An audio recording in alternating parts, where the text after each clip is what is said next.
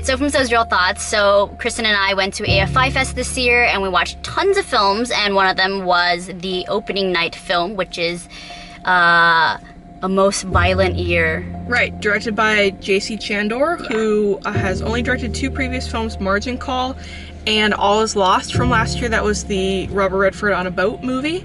Yeah. And this movie stars Oscar Isaac from Inside Llewyn Davis, you might recognize him, and Jessica Chastain from... Which I think you know. Every movie that's been coming out for like the past 3 years, she's been in it. So, yeah, in Interstellar right now, among many other things. She's in everything right now. Yeah, she's a phenom. So, this is a pretty unusual movie. Super unusual. For several reasons. It's unusual because it's very old school.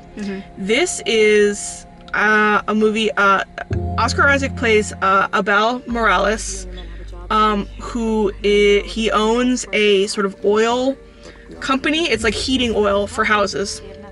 The movie takes place in 1981, and in New York, and the title refers to the fact that 1981 in New York was the most violent year up to that point in New York history, and it may still be the most violent year. Okay. I'm not quite sure. But anyway, they had like there were more like rapes and murders and robberies or what have you that year than any other year on record. And in that context, I think it makes a lot more sense because, you know, it seems weird to be called the most violent year when the story actually takes place in the span of like maybe 30 days. Yes, and obviously there is like no violence. The title is not literal. Well, there's a little bit of violence, but what's happening to Oscar Isaac's character is that his oil tankers keep getting robbed. And he's kind of in a business where, like a lot of sort of like working class blue collar businesses, especially in like New York, New Jersey, back then, but also as in now, there's a lot of like a little bit of mob influence. Guys are connected, it's sort of a racket a little bit, but he's trying to run like a legitimate business while still playing by the rules of his industry where everybody is sort of like a borderline crook. Yeah. But he's trying to be legitimate. His wife, that's Jessica Chastain, does his books, is his partner in business. It's alluded to that her family is maybe connected in a crime way, but they're off screen. But that's always kind of like a thing that's in the back of the mind. And what happens, basically, the plot is very simple. Oscar Isaac's character, Abel Morales, has just signed a deal for a piece of property that is going to be like his oil refinery, and all his trucks are going to be there, and it's a great location, and he has 30 days to get the money to close the deal. So it's a timeline countdown clock movie. So he has to do this, but then in the span of these 30 days, his drivers keep getting robbed. He's being squeezed by the other people in his business who may or may not be the ones robbing him, and he has to figure it out. People are like coming to his house and threatening him. There's a lot of things going on, but his goal is very single-minded, which is he needs the money to sign the deal. So the movie reminded me a little bit of like very old school, like not necessarily crime movies, but like just like urban, gritty urban, kind of like 70s New York movies a little bit. I think like Sidney Lumet is sort of tossed around as a reference. And Oscar Isaac, his performance really reminded me of like classic De Niro, Pacino performances where he's just kind of like a very serious guy who's like really, he's doing the kind of a Michael Corleone kind of thing. But yeah, I think I really liked the movie. I think a lot of people were going to have a problem with it being so singularly minded.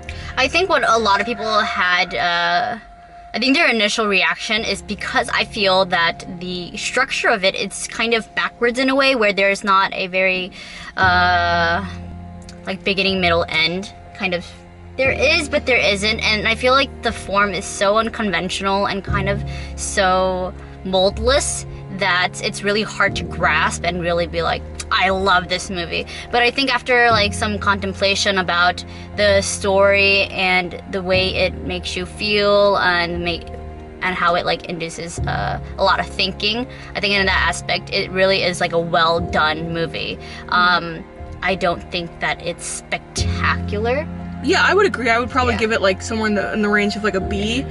But I think what you're talking about it being formless is actually just, it's an older form of storytelling, which it's just that we're not really used to. We don't see it a lot in modern movies because what this movie does is basically tell you what's going to happen. So the stakes are set up. The stakes are set up really early, and it's exactly what we said, that he needs to get the money to sign the deal, and then he just you just follow his character going about step by step. Yeah. The process to do that. It's very step by step. It's very step by step, but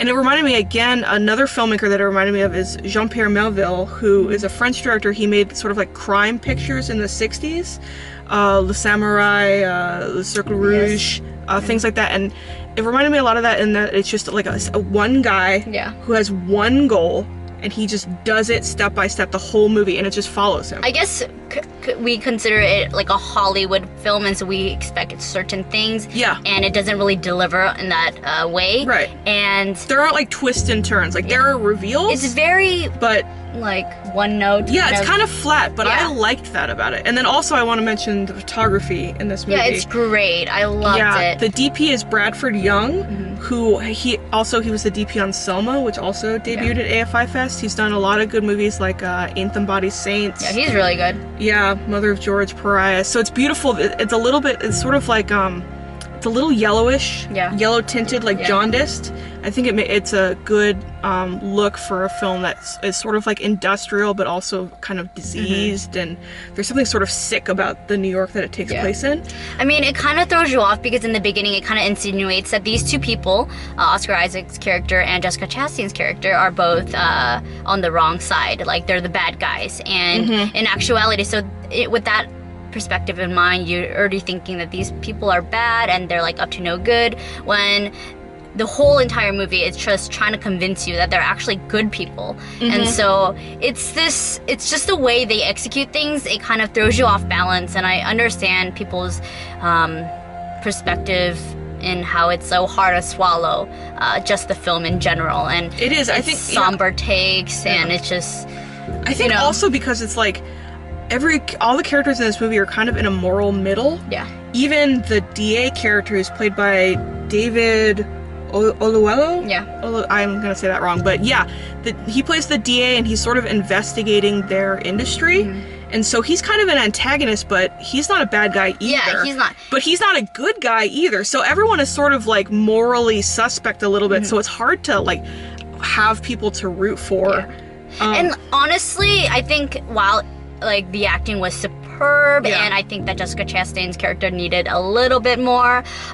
One of the guys, I totally forgot his name, but the guy who... The truck driver? Okay, he's played by Elise Gabel? Elise Gabel, I think. Okay. He's the one I was rooting for the entire time, and you could really feel him from the beginning of the film to the end of the film. He plays the most sympathetic character, because he's the guy that's getting robbed, and... Like, I loved him, and I was more focused on him rather than the other characters, because I had no context or, like, to who they were and why I would be very sympathetic or even root for them in the beginning. And so... It's weird that how it all played out, but generally it made me really like be in it, think about these characters, and everything was really well done. And so I liked it just by the art of the movie rather than... And that performance that you mentioned is really interesting. Elise Gabel, who's on that show, he's on a TV show now, but his performance is, he's kind of just playing like the only weak character in the movie, because Oscar Isaac and Jessica Chastain are very strong, David Oyelowo is very strong. All these people are kind of like power players in their industry, and this truck driver is like the one guy who like can't take it. And his performance really reminded me of Dog Day Afternoon, John Cazale. And I liked it that he's like the most relatable as a person, like... Right, because it takes a very, very strong-minded person to do any of the things these other characters are doing, whereas if you were actually in this situation, you would be like running scared, you know? Would I? Just kidding. Yeah, I don't know, I would. Yeah, I guess. But it's just weird how it all played out, and that I really wanted to feel more for the actual main characters rather than like the supporting characters.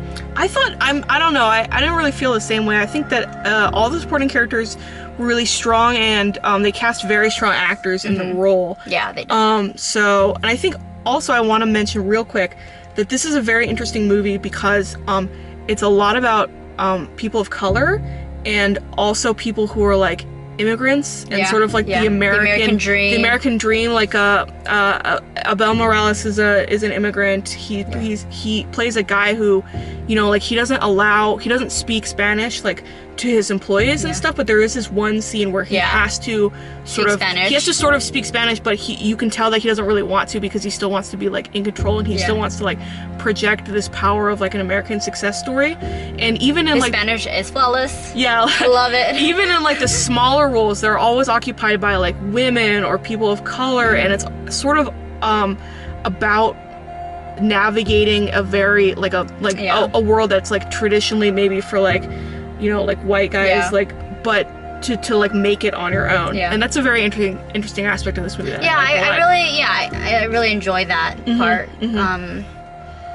I mean, I don't really have like too many. I think that mostly it's what I've already said before, but for the most part, I really enjoy just watching this for what it is. I would say like go in with an open mind in terms of like how it's telling the narrative story.